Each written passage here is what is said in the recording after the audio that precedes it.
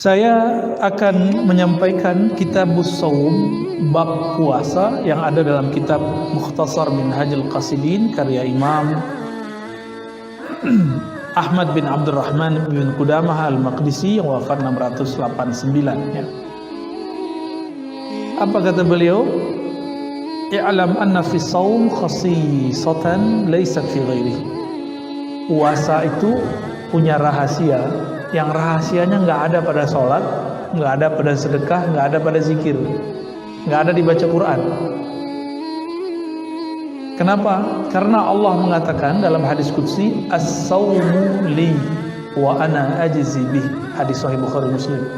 Puasa itu milikku. Nah, ini hampir setara kata beliau dengan ayat surah Al-Hajj ayat 26, wa tahhir baiti. Sucikanlah baitku, rumahku. Jadi Allah menyebut dan memuliakan Ka'bah dan mengatakan itu rumahku. Tapi Allah butuh rumah nggak Pak? Maksud rumah di situ adalah rumah tempat menyembahku. Tapi rumah tempat menyembah Allah itu benda. Bener ya?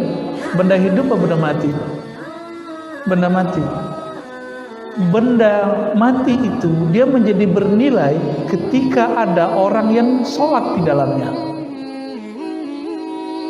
Nah, tubuh ini dia punya riyadhah, punya amalan yang nggak bisa dilihat orang. Kalau saya sholat kelihatan nggak sama orang, baca Quran kedengeran sama orang, jalan ke masjid kelihatan sama orang. Kalau kita puasa nggak ngasih tahu orang bakal tahu nggak? Istri kita nggak bakal tahu, pasangan kita nggak akan tahu, tetangga kita nggak tahu, bahkan mungkin ya apapun makhluk di sekitar kita nggak akan tahu kitanya lagi puasa atau bukan. Sampai kita bilang maaf aku lagi puasa, gitu. Tapi Nabi mengajarkan jangan ngaku puasa dalam bab sembarangan. Ngaku puasa itu kalau diajak berantem sama orang.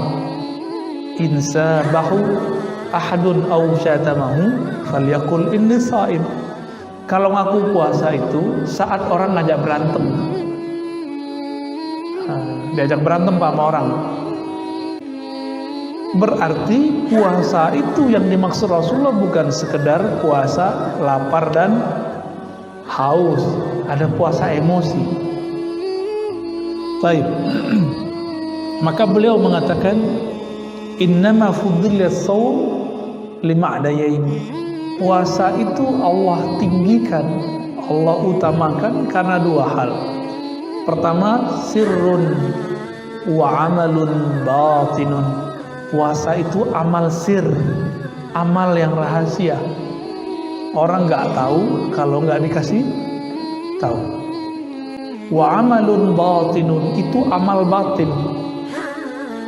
Maka orang-orang yang ingin mengolah batinnya dia harus puasa.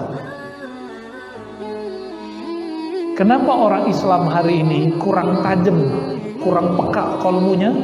Karena jarang puasa. Firasatnya nggak bisa ditangkap. Kita dapat firasat, tapi kita nggak ngeh. Ini bener nggak nih? Ya. Kenapa? Karena kurang puasa. Di luar sana ada orang nggak bersyariat, bahkan nggak beragama, tapi dia rajin tirakat puasa. Kadang lebih tajam daripada kiai. Pernah lihat? Pernah dengar? Itu bukan karena kenapa-kenapa, emang begitu. Dan itu pernah ditanyakan kepada Sayyidina Nabi Rasulullah SAW. Kenapa ada ahli kitab kok tajam firasatnya? Nabi mengatakan as-shaum, karena puasa. Jadi puasa ini amal dahsyat, ya, bisa menutupi kesalahan. Makanya Nabi Adam dulu sujud 40 hari 40 malam nggak makan nggak minum. Ada yang kuat begitu nggak Pak? Tapi wajar, Nabi Adam tubuhnya tubuh surgawi, nggak makan nggak minum juga nggak masalah 40 hari. Kita 4 jam udah langsung bingung ya. Ini nggak tahu nih nasi apa nih hari ini. Kumbuli lagi. Bukan ya, membuli kali Pak. Syukran. La yarahul khalqu wa la yadkhuluhu riya. Tidak ada makhluk yang melihatnya sehingga riya tidak mempunyai tempat pada puasa. Kalau sholat masih bisa riya nggak? Masih, Pak. Coba aja cek sendiri. Kalau rukuknya, sujudnya lebih lama di masjid, di rumah ngebut, itu ciri-ciri riya. Ciri-ciri riya harus dibenahin tuh. Tapi kalau sujudnya di rumah, sujudnya di sini sama panjangnya, insya Allah ini udah mulai stabil. Riyanya bisa dihalau. Riya ini kan perasaan dilihat orang. Perasaan dilihat orang beramal namanya riya. Kalau sombong, perasaan dilihat orang punya ilmu, punya harta. Nah, sombong orang punya harta itu nggak lebih parah. Yang parah itu orang kalau merasa punya ilmu. Ini gawat, Pak. Kalau punya harta, sholat hilang rasanya. Tapi kalau orang punya ilmu, dia sujud pun kolbunya belum sujud. Kenapa? Karena dia merasa dirinya berilmu. Dia takbir, dirinya belum takbir, lidahnya udah takbir Allah yang maha besar. Tapi dalam dirinya dia masih mengatakan ilmuku lebih besar, lebih banyak daripada imam. Nah, hati-hati tuh. Jadi beda riya sama sombong apa? Ini kita ulang-ulang, Pak. Dulu awal ngaji di sini saya pernah jelasin itu. Sombong ru'yatul nafs, ru'yatul ilm. Sombong itu saya melihat diri, merasa diri saya berilmu, merasa diri saya wali, merasa diri saya ini orang soleh, merasa diri saya ini lebih dekat kepada sunnah Nabi daripada yang lain, lebih aswaja dari yang lain. Ini hati-hati nih, sombong itu. Nah, kalau riya, merasa diri beramal. Karena merasa beramal ingin dipandang orang. Maka yang paling sering kena riya ini pengurus masjid, Pak. Hati-hati, Pak, pengurus ya. Yang lebih parah lagi pendiri masjid. Nah, pendiri masjid ini gampang sekali setan mau menggugurkannya. Jadi setan tuh intai terus. Karena Allah itu ganti. Orang yang bangun masjid Allah bangunkan nanti surga. Allah bangunkan surga. Maka setan tuh nunggu supaya surga-surga yang sudah kita bangun itu, istana-istana yang sudah kita dapatkan itu kita merobohkan kembali. Gimana caranya? Dia nunggu kita konflik. Bapak yang dulu bangun masjid ditunggu konflik dengan pengurus baru. Nanti kalau udah konflik, setan ngomong, kamu bilang dong, ini masjid kalau bukan karena kamu nggak jadi. Tunggu aja, Pak, nanti setiap masjid orang akan ngomong begini. Bener nggak? Dan saya udah ketemu sering orang-orang yang cuma jasanya beberapa di masjid ngomong, kalau bukan karena saya masjid ini nggak jadi. Dia sudah punya istana di surga, langsung roboh. Roboh semua itu. Nauzubillah min dzalik. Maka pengurus masjid, pendiri masjid, tolong jangan ungkit-ungkit yang begini, ya. Puasa dulu deh, ya, latihan puasa. Yang kedua, annahu qahrun li'aduwillah. Sesungguhnya puasa itu bisa melemahkan musuh-musuh Allah. Qahrun ini kan secara bahasa artinya bisa memaksa, melawan, cuma bisa puasa. Jadi kalau ada orang nanya, Ustadz, ada gak zikir melemahkan syahwat? Gak ada, yang ada cuma puasa. Kok begitu? Jadi kalau antum nih baca Quran, khataman, zikir 1000-an, mata masih bisa jalalatan, Pak. Serius. Syahwat temah menjadi-jadi. Karena zikir sama zakar itu beda tipis saja, za sama zi. Serius. Maka kiai itu banyak istrinya, wajar, zikirnya kuat, yang satu lagi kuat juga. Obatnya cuma satu, saum, puasa. Ini PR kita semua, PR saya juga. Ya. Li'anna wasilatal aduwwi syahawat. Ya. Kenapa? Jadi perangkat senjata bom atau nuklirnya setan itu yang paling dahsyat itu namanya syahwat. Ya, syahwat ini keinginan rendah. Jadi kita ini nggak ada yang selamat, Pak. Saya apalagi tiap hari ketemu yang macam-macam, Pak. Ya, mulai dari jamaah yang begini sampai begitu setiap hari. Godaan saya lebih kencang dari Bapak. Jangan dikira saya selamat. Enggak, saya nggak selamat. Kalau Allah nggak bantu saya nggak selamat. Maka mohon doanya, semoga saya selamat. Amin. Ya Rabbal Alamin. Dan kita juga doakan Bapak Ibu ya, semoga selamat juga. Ini berat persoalan ini. Dulu Barsisa lewat karena masalah ini. Ya. Barsisa lewat di Sahih Bukhari kan disebutkan itu persoalan ini. Tapi ada juga seorang perempuan yang sering kita lihat, mungkin kita jijik kalau ngelihat begitu. Perempuan bagi, ya.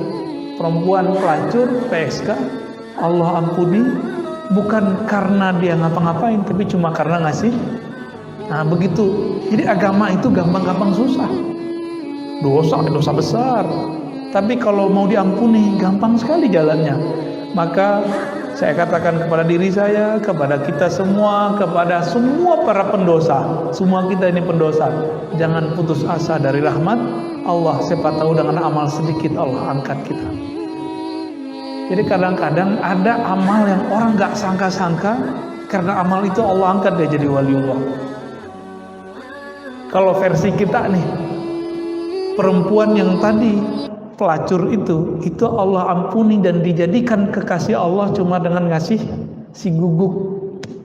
Lah sekarang ada ustadz katanya mau nabrak anjing, Pak. Jadi wali nggak tuh? Jadi wali Allah apa wali setan?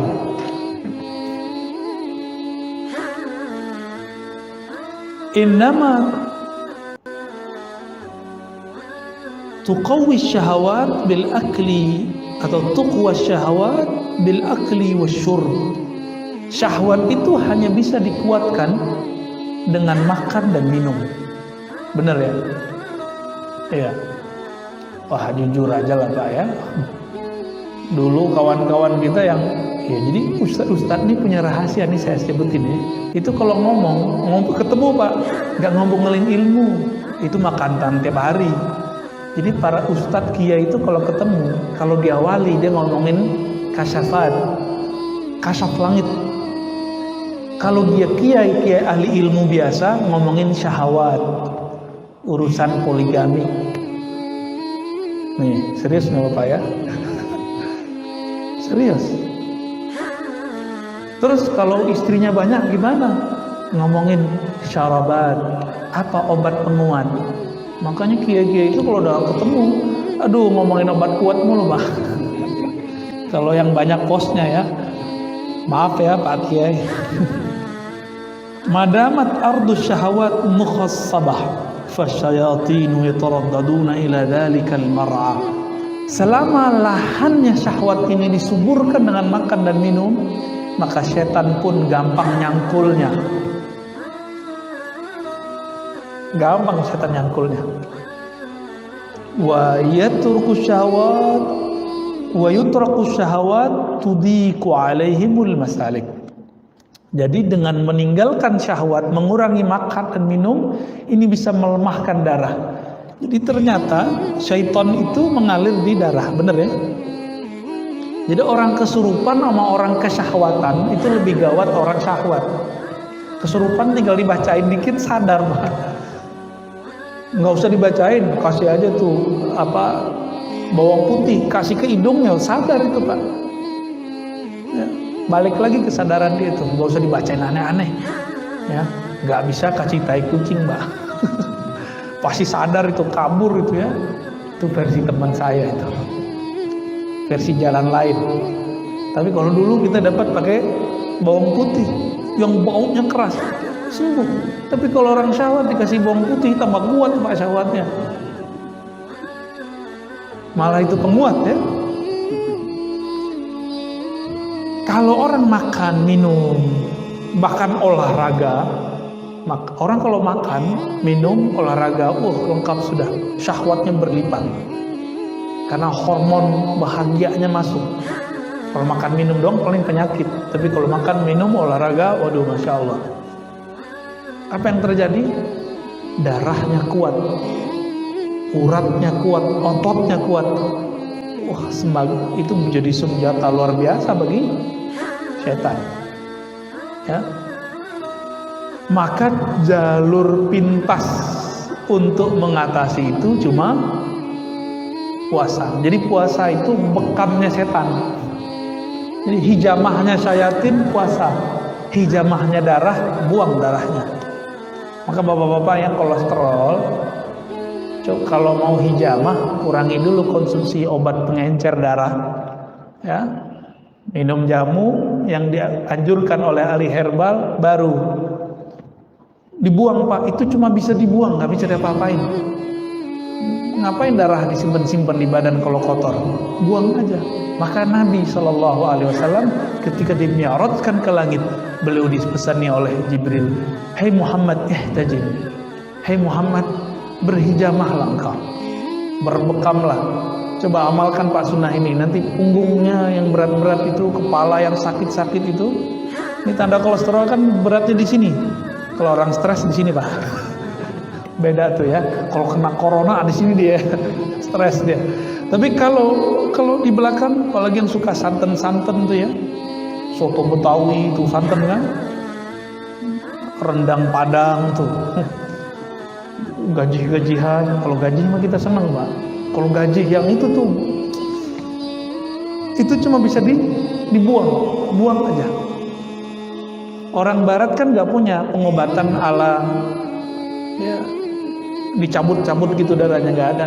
Pijit kan nggak ada, akupuntur nggak ada. Mereka mainnya ngobatin darah. Kalau kita jalur pintas, buang darahnya.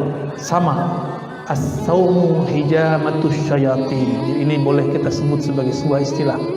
Puasa itu hijamah, mengeluarkan syaitan, melemahkan syaitan. Ya, mau nggak ngelemahin syaitan? Ya kalau nggak sempat Senin Kemis dan puasa Daud, minimal puasa 3 hari dalam sebulan. Ya jatah badan itu Pak. Nah mengenai puasa nanti dia sebutkan di sini beberapa anjuran ya. Yustahabbus sahur wa ta'khiruhu. Dianjurkan sahur dan diakhirkan. Ini kita banyak orang awam ngomong saya nggak sahur, tapi dia ternyata makan minum itu sahur Pak. Saya cuma makan kurma, lah itu mah sahur. Jadi sahur itu nggak mesti nasi. Cuma orang Indonesia sahur mesti nasi, enggak. Ini sahur sehat kalau mau konsumsi kurma aja atau pisang. Udah itu aja konsumsi, jangan banyak-banyak makannya. Katanya mau melemahkan syaitan. Terus ketika berbuka, jangan langsung minum teh, air putih dulu nih. Ini dulu minum. Ini perintah Nabi. Terus kurma. Tapi saya yakin tubuhnya orang Indonesia lebih cocok dengan buah-buahan Indonesia. Meskipun kurma dianjurkan, kita ambillah kurma 1. Kita makan, ngikutin sunnah Nabi.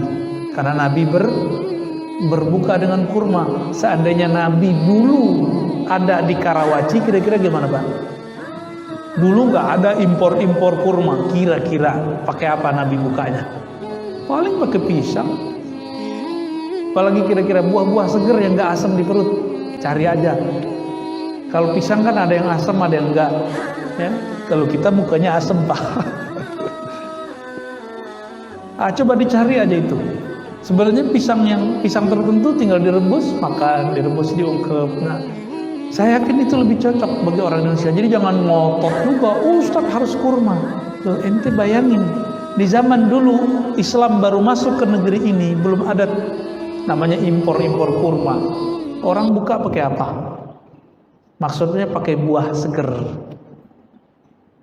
Jadi kolak nanti Pak, tunggu ya, ini udah nafsu aja nih kalau udah ngelihat macam-macam. Udah begitu sholat dulu, nanti baru mau makan kolak, mau makan apa tadi, mau minum teh. Kayaknya nggak seger kalau nggak minum teh dingin nanti itu. ya, selesain dulu sholat. Nah ini kalau mau cara berbuka yang berkah, ya, insya Allah itu lebih baik. Wa ta'jilul iftar wa ayyaftura 'ala tamar, ya, mendahulukan berbuka dan berbuka dengan tamar. Nah ini karena tamar kurma itu dulu paling mudah, ya. Wa yustahabbul jawd fi Ramadan wa fi'lul ma'ruf wa qasratus sadaqah iktidaan bi Rasulillah. Dianjurkan di bulan Ramadan, kalau kita sudah biasa dermawan, di bulan Ramadan dermawannya naik berkali lipat. Jadi jangan pelit bulan Ramadan, banyak-banyakin. Kenapa? Karena Nabi kalau bulan Ramadan itu duit masuk itu keluarnya secepat masuk. Masuk keluar. Wah, starter kita gimana? Nah, masih bilang gimana matematikanya, masih matematika insan, belum matematika ilahiyah. Ya. Wa yustahabbu dirasatul Quran wa al-i'tikaf fi Ramadan. Wal i'tikaf fi Ramadan. Dianjurkan dirasah. Dirasah di sini bisa artinya belajar Quran, bisa diartikan tilawatul Quran. Lalu i'tikaf di akhir, ya. Tapi saya menganjurkan amalan yang paling afdal itu bukan banyak khatam Quran, tapi kita membaca Quran, kalbu kita merasa terkoneksi, terhubung kepada yang menurunkan Al-Quran. Maka tips yang kami ajak kepada teman-teman kami yang mau khatam Quran, sebelum baca Quran zikir dulu, istighfar, ta'awuz, perbaharui syahadat, kalbunya disebut nama Allah. Ya Rahman, Ya Rahim, apa nama Allah yang kita kenal.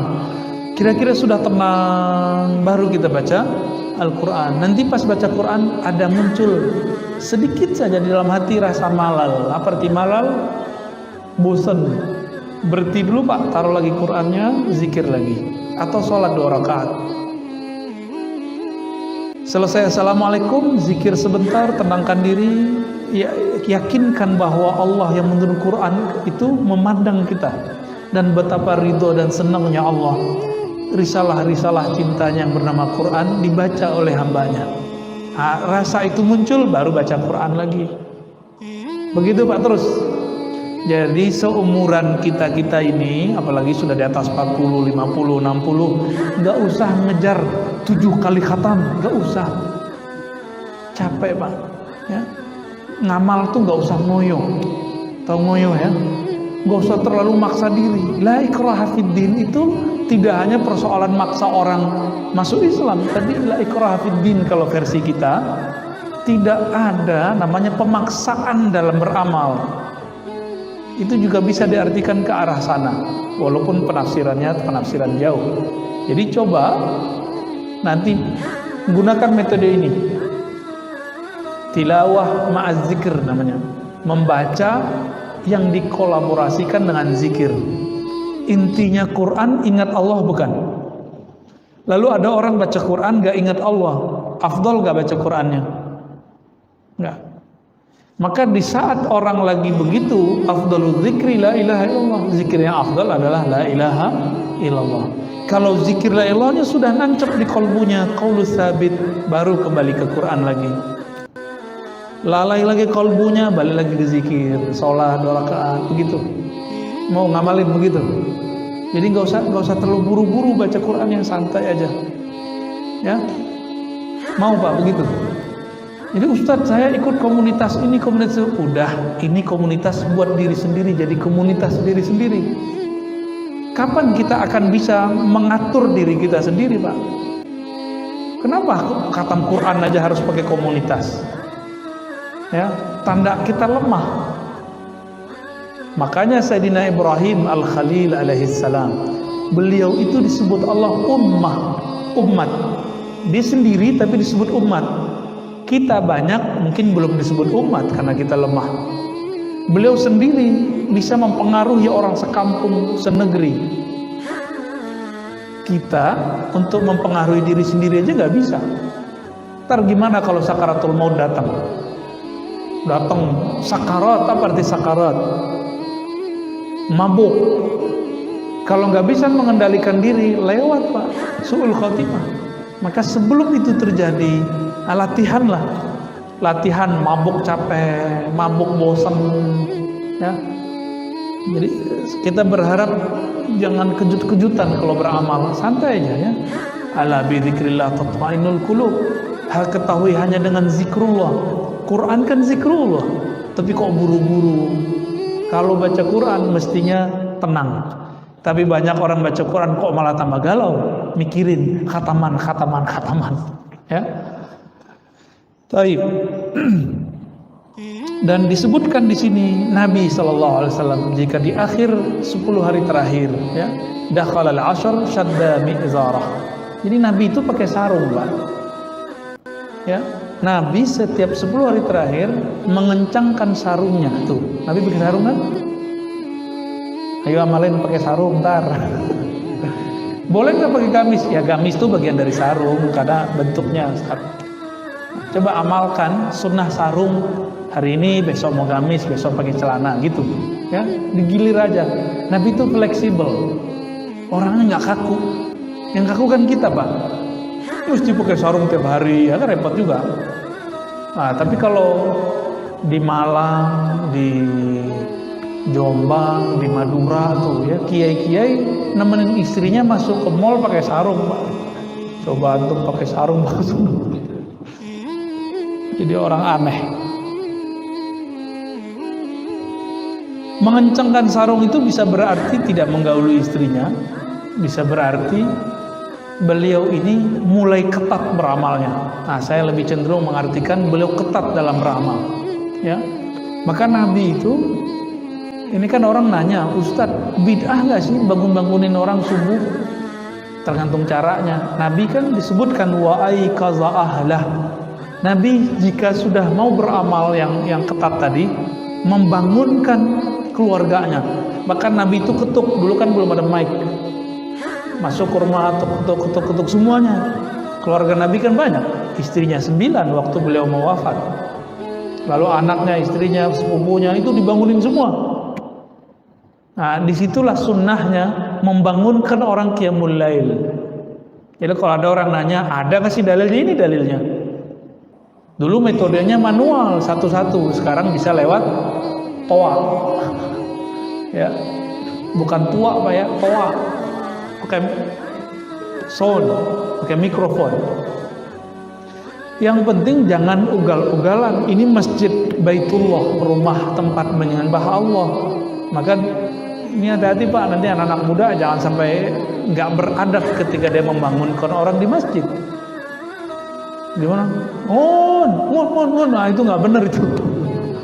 Diajarin. Ya, ini kasihan Pak, jangan diganggu ya. Biarin aja, biarin. Annahu kinayatun anil jidd wa tashmir, anil jadd wa tashmir fil amal, ya. Ini maknanya adalah mengetatkan amalan. Dan bagian nomor 2 terakhir, jadi ada 2 poin lagi. Imam Ghazali yang merupakan sumber kitab ini, Imam Ghazali punya kitab Ihya, diikhtisar oleh Ibnul Jauzi. Ibnul Jauzi diikhtisar lagi oleh Ibnu Qudamah Maqdisi.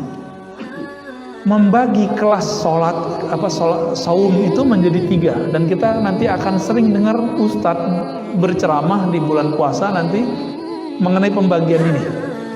Tapi saya nggak mau teoritis, nanti kita langsung tunjukkan prakteknya ya. Yang pertama saumul awam, saumul umum, puasa orang umum.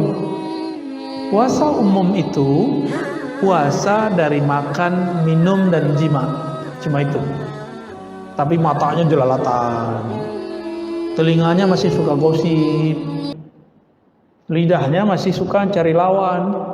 Nah, maka nih aktif sosmed yang beda-beda paham, udah stop dulu deh ya. Ustadz, saya nggak bertengkarnya pas puasa, malamnya saya tengkar lagi di sosmed. Ya sama aja. Tujuan puasa kan biar setelah puasa selamat. Ini habis berbuka, balik lagi dia, kambuh lagi. Nah ini bahaya. Ini puasa orang awam. Orang awam, shaumul umum, dia berpuasa hanya untuk mengurangi makan, minum, jima. Nah, kita mau sampai tahun kapan Pak begini-begini mulu? Ya, mau nggak naik kelas? Mau?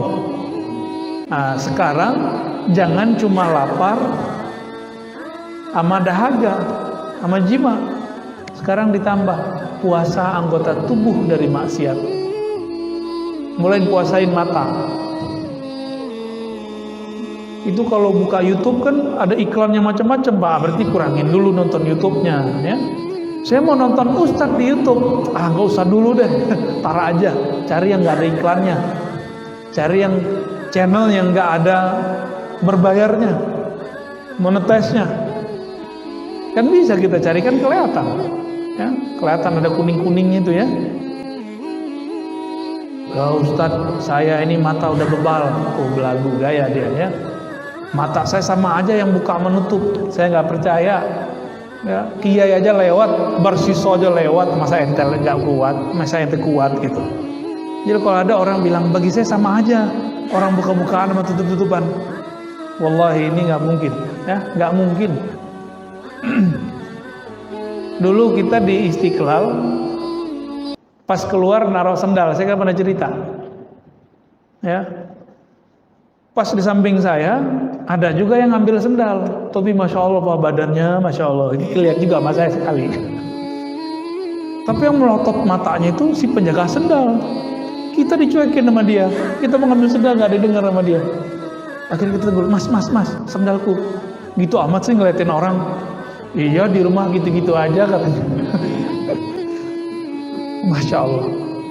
Itu udah di masjid Pak, maka di masjid, bahkan di Masjidil Haram banyak yang modus, sengaja nyenggol-nyenggol orang India, ya, cewek-cewek Turki yang bening-bening. Jadi setan itu mau di depan Masjidil Haram tetap aja setan, ya. Orang bersyahwat di depan itu sama aja, memang begitu, tabiat badan kita begitu. Kita nggak akan munafik dalam masalah itu, sama kita semua. Bedanya ada orang yang tahu cara mengendalikannya, atau ada yang kalau terjebak dia tahu jalan pulangnya, dia tahu cara sadarnya, itu aja bedanya. Maka yang afdol itu memang kalau ke Masjidil Haram kita puasa Pak, jadi nggak berani, wah nggak enak, nah gitu ya. Sering istighfar jadinya. Nah ini namanya puasa khusus. Jadi puasa khusus ini, kalau khusus bahasa Arab artinya istimewa. Tadi puasa orang awam. Kalau sudah naik ke puasa yang istimewa, itu anggota tubuh ikut puasa. Itu dia bahagia itu Pak. Ya, Allah mandangnya sudah ridho, itu puasa udah langsung diterima. Langsung diterima tuh. Ustadz gimana kalau sesekali kelewat juga? Kan kita bisa istighfar. Ah ini loh uniknya. Orang kalau belum sampai ke taraf ini, dia nggak tahu kalau tobat istighfar itu ada tingkatannya. Ada puasa dari dosa zahir, ada puasa dari dosa batin. Nah ini baru dosa zahir nih. Cobain Pak, ya, berpuasa dari dosa yang zahir, mata yang jelalatan, mata yang memandang orang rendah, telinga yang mesti suka gosip. Bahkan untuk mendengarkan kajian-kajian perdebatan kurangi, nanti jantung kita ngipas dia Pak. Bener nggak? Ini kalau dengerin Ustadz Fulan, apalagi yang ngadu-ngadu saya sama siapa gitu ya, nanti jantung antum tuh deg-degan tuh. Coba itu nggak usah ditonton dulu. Ini yang buat video ngadu-ngadu orang, ente stop dulu deh bulan puasa. Ya, ini kan banyak yang hobi. Ada yang motong-motong video, ya masya Allah. Kalau motongnya nggak bener, saya nggak tahu tuh hisapnya ntar gimana di sana ya. Ada yang di atasnya istimewa, khususil khusus, begitu di kitabnya. Apa kata beliau? Nah ini agak berat bahasanya. Kita pakai bahasa Arabnya ya. Fahuwa saumul qalbi 'anil himamid daniyah. Puasa yang di atas istimewa tadi, ini kelas 3 nih. Tadi kelas 1 umum, kelas 2 khusus. Kelas yang lebih khusus lagi. Ini kalau sudah bisa puasa begini, udah jadi calon wali Pak kita. Mau nggak jadi calon wali? Ya mau semua, masa nggak mau jadi wali sih? Wali artinya apa? Kekasih Allah. Wali itu bukan orang sakti, Pak. Wali aja mati kok. Ini salah satu ulama kita, wali itu ya, waliullah itu. Abah Uci Turtusi, gurunya beliau ini, guru kita semua. Ya. Wali meninggal, apalagi yang bukan wali. Biasanya wali itu kalau meninggal dikasih kabar dulu biasanya. Nah kalau walinya spesial, dia bisa request meninggalnya kapan. Seperti Nabi, kan wali ini pewaris para Nabi. Nabi Adam bisa nolak, Nabi Musa nonjokin malaikat maut, Pak. Hadis Bukhari itu. Malaikat maut datang nyamar jadi orang biasa. Ditanya oleh Nabi Musa belum memakai kolbunya, masih pakai pikirannya. Mana anta? Ente siapa? Saya malaikat maut mau cabut ente. Nabi Musa dilawan ya. Dulu orang ditonjok Nabi Musa langsung mati.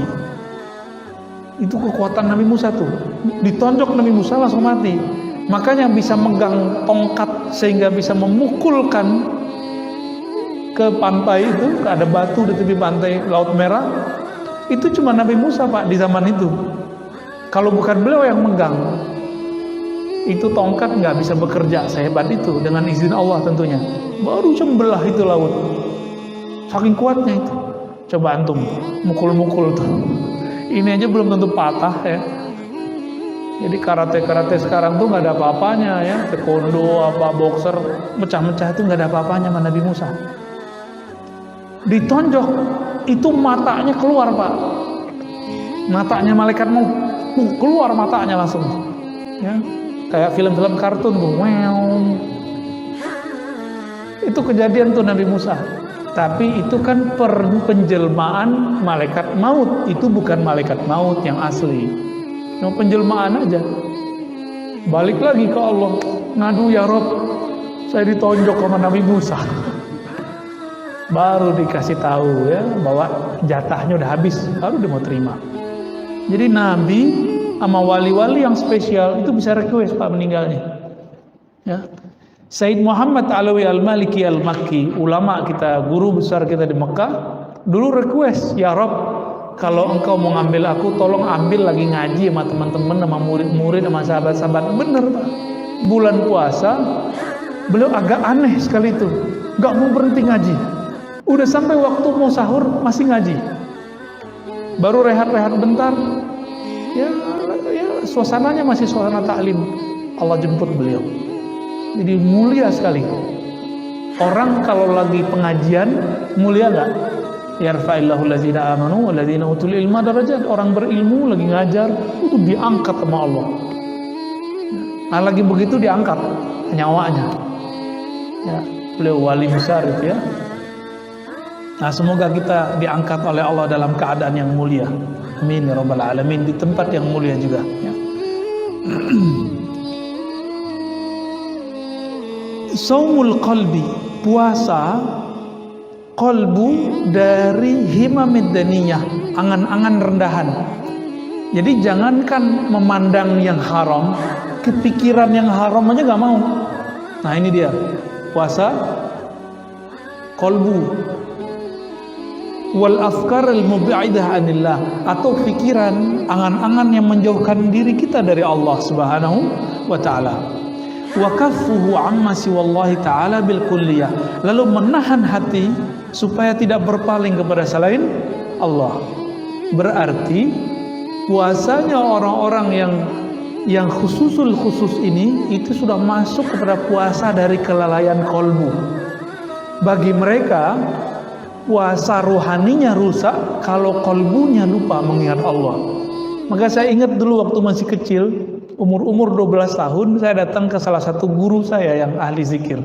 Apa kata dia? Ente tahu nggak bocah?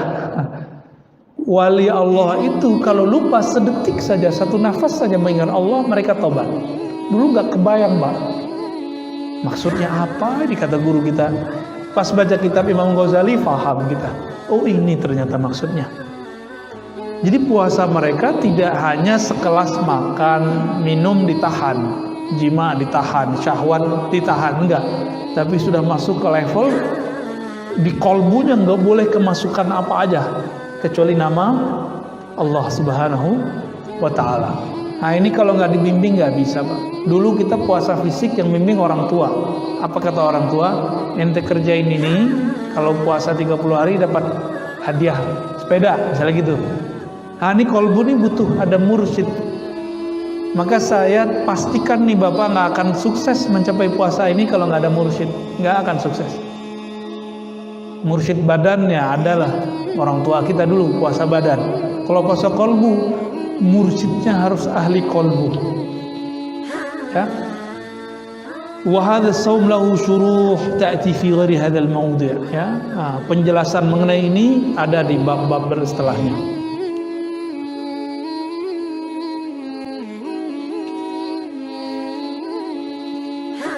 Nah, ini penjelasannya banyak. Kita langsung ke persoalan terakhir. Bolehkah puasa dahar? Dahar itu bukan dahar bahasa Jawa sama Sunda. Dahar bahasa Sunda apa? Makan. Puasa kok makan. Dahar itu artinya sepanjang masa, kecuali di waktu yang diharamkan. Boleh nggak puasa begitu? Nah, karena ada sekarang yang bilang nggak boleh. Kita cek. Ini kan beliau manhajnya salaf.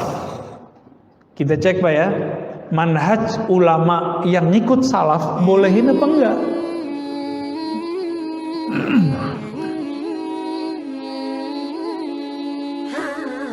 Wa amma saumud dahri fa fi afradi Muslim min hadithi Abi Qatadah anna Umar radhiyallahu ta'ala anhu sa'ala an-nabi sallallahu alaihi wasallam faqala kaifa man yasumud dahr kullah qala la sama wa la aftar illa yasum lam yuftir. Jadi Umar pernah konfirmasi ke Nabi tentang puasa dahriyah, puasa setiap hari. Kata Nabi, ya nggak apa-apa, dia tidak berpuasa, tidak berbuka, lam yasum wa lam yuftir. Wa hadha mahmulun ala man sarada shaum fil ayyam al-manhi. Tapi dilarang jika apa? Jika dia berpuasa di hari yang terlarang, maka dikatakan la shoma wa la aftara. Ya. Lalu dikatakan di sini faqad ruwiya an Hisham bin Urwah anna abahu kana yusridu shauma wa kanat Aisyatu tusarrid. Jadi ada ulama salaf di kalangan sahabat dan tabi'in itu berpuasa hampir tiap hari kecuali di hari yang haram. Yang haram apa aja? 2 hari raya. Ya. Terus hari tash udah Pak beres. Berarti cuma dua time itu 5 hari. Hari raya Idul Fitri, hari raya Idul Adha, lalu tasyrik 3 hari. Udah 5 hari doang. Di luar itu kita boleh nggak berpuasa setiap hari? Dijawab oleh beliau, ya boleh. Kenapa? Karena Aisyah melakukan itu. Sayyidah Aisyah ini setelah Nabi wafat beliau puasa tiap hari. Masa orang Syiah nuduh beliau ini pelacur, Pak? Jadi orang-orang Syiah ini lagi berebut nih sama Wahabi di Indonesia. Hati-hati Pak antar ya. Orang Syiah berebut sama Wahabi di Indonesia. Itu Suriah, isu Syiah sama Sunni, Syiah Wahabi sudah berhasil. Irak hancur. Tinggal Indonesia, negara Islam terbesar yang mesti kita jaga. Dan masjid ini jadi bentengnya Pak. Jangan kemasukan di masjid. Kemasukan orang-orang yang mau memperebutkan negeri ini, yang sudah ahlu sunnah dari dulu. Ya. Oh kita nggak mengkafirkan Syiah, enggak. Kita nggak mengkafirkan Wahabiyah, enggak. Kita berbeda sama Syiah karena Syiah menghujat para sahabat Nabi. Menghujat Sayyidah Aisyah yang setelah Nabi wafat dia berpuasa tiap hari. Hujatan mereka apa? Aisyah ini fahisyah, pelacur gitu. Nauzubillah min dzalik ya. Pelaku maksiat, mesum. Begitu kata mereka. Waras gitu. Nabi wafat di pahanya Aisyah, Pak. Itulah tubuh paling mulia. Jika ada tanah Makkah Madinah diinjak oleh Rasulullah jadi mulia, maka tubuh Sayyidah Aisyah adalah tubuh paling mulia. Anas bin Malik didatangi oleh orang. Apa kata orang ini? Wahai Anas, mana mata yang dulu mata memelihara Rasulullah? Kata dia, ini mata saya, izinkan aku menciumnya. Dicium Pak, cuma karena ngeliat Nabi. Ada sahabat yang dulu diludahin mulutnya sama Rasulullah. Ada yang dia makan sesuatu dari darahnya Nabi, dari bekasnya Rasulullah. Itu sahabat datang minta berkah Pak. Ini Rasulullah punya istri, semua dari diri Nabi masuk ke dalam dirinya. Kira-kira kurang berkah apa tuh? Bukan fahisyah, tapi sahibatul barakah. Di dalam dirinya banyak keberkahan. Jadi kita nggak bisa susah lah ngomong sama Syiah tuh di situ. Ya, ada beberapa kesamaan kita dengan Syiah. Ada, kita cinta Ahlul Bait, mereka cinta Ahlul Bait. Kita cinta Habib, mereka cinta Habib. Bedanya Habib mereka benci sama Aisyah, benci Abu Bakar. Ternyata isu ini dijawab oleh cucunya Ali, Ja'far Shadiq, Ja'far bin Muhammad Al-Baqir bin Ali Zainal Abidin bin Husain bin Ali. Berarti keturunan keberapa nih? 5. Ja'far ini punya ibunya keturunan Abu Bakar. Kalau ada sekarang keturunan Husain, keturunan Hasan, khususnya keturunan Husain, keturunan Ja'far, mencaci maki Abu Bakar As-Siddiq sama dia mencaci maki kakeknya dari jalur neneknya. Ja'far punya ibu keturunan Abu Bakar As-Siddiq. Kira-kira gimana? Ya, jelas Pak, kita jelas. Tapi saya dituduh Syiah apa sama orang? Kira-kira kita marah nggak? Ya nggak marah, kita ketawa aja. Berarti yang nuduh nggak ngerti Syiah itu apa. Ya, dia punya konsep tasawuf itu Syiah. Kayak saya kan bertasawuf, belajar maksudnya. Saya bukan sufi Pak, cuma gemar, suka belajar kitab tasawuf, ya, berziarah ke orang tasawuf, ngaji kepada ahli tasawuf. Sayanya belum sufi, masih jauh. Ya kalau sufi kita nggak kuat Pak. Ya nggak kuat kita jadi sufi. Kita jadi orang biasa aja dulu ya. Kalau Wahabi bagaimana? Wahabi kebalikan Syiah, nggak senang sama habaib. Bener nggak? Nanti coba cek. Nggak senang sama habaib, benci banget sama habaib. Nah, maka kalau ada postingan kebencian kepada zuriat Nabi, pastikan dia Nasibiyah. Nasibiyah ini kelompoknya sekarang ada di Wahabi. Kalau nggak kenceng dikit jadi khawarij, jadi teroris. Kalau yang nggak kenceng ya paling-paling neror pengurus aja palingnya. Bid'ah ente ya, ngomong itu ya. Ente pelaku bid'ah nih. Dihisab nanti di hari akhirat. Ittaqullah, paling gitu-gitu doang ngomongnya. Ya masih bisa diatasi lah itu, kita ngobrol, ngopi bareng selesai Pak. Tapi kalau yang sudah yang bersenjata itu nggak bisa ngomong kita ya. Nah, semoga salafi Wahabi yang ada di Indonesia cuma teror begitu aja, teror verbal nggak apa-apa lah, jangan sampai teror nembak, jangan, nggak boleh ya. Kalau ada habisin, kita meminta kepada pemerintah habisin mereka. Tapi saya yakin kebanyakan salafi di Indonesia itu salafi ngaji aja, kencengnya di pengajian aja. Ini kalau ini dibiarin terus, coba lihat. Si Ustadz A, Ustadz Fulan udah mulai menentang lagu Indonesia Raya, benar nggak? Bagi dia Indonesia Raya itu tauhid, Pancasila tauhid. Ini kan ambigu, nggak boleh melawan pemerintah, tapi dia anti sama konsep falsafah pemerintah. Ambigu dari kepalanya, ambigu. Ya manhaj ambigu inilah yang sekarang diminati oleh orang-orang baru ngaji. Ya, kita lama ngaji, tapi berasanya kayak baru ngaji juga ya. Sayyidah Aisyah radhiyallahu taala anha, beliau puasa hampir tiap hari. Jadi kalau antum mau bilang ini bid'ah, wah istri Rasulullah bid'ah dong. Berani bilang istri Rasulullah bid'ah. Urwah ini masih keluarganya Aisyah, itu puasa hampir tiap hari. Dia sanadnya ke Sayyidah Aisyah. Utsman juga sama. Anas bin Malik bercerita Abu Thalhah itu berpuasa 40 hari ya, 40 hari. Izzuddin bin Abi Salam pernah puasa. Nah, ini puasanya agak aneh, nggak makan minum, 40 hari 40 malam nggak makan minum. Izzuddin bin Abdus Salam lagi tengkar sama Brahmana, biksu, adu kesaktian Mbak. Izzuddin muridnya Abul Hasan Syazili qaddasallahu sirrahu, ya, murid wali Allah besar, Al-Kutub Asy-Syahir, ya, Al-Ghauthul A'zam Abul Hasan Syazili bersembayambara, ya, kalau engkau bisa masih hidup selama 40 hari 40 malam nggak makan nggak minum, maka aku dan pengikutku ikut kamu.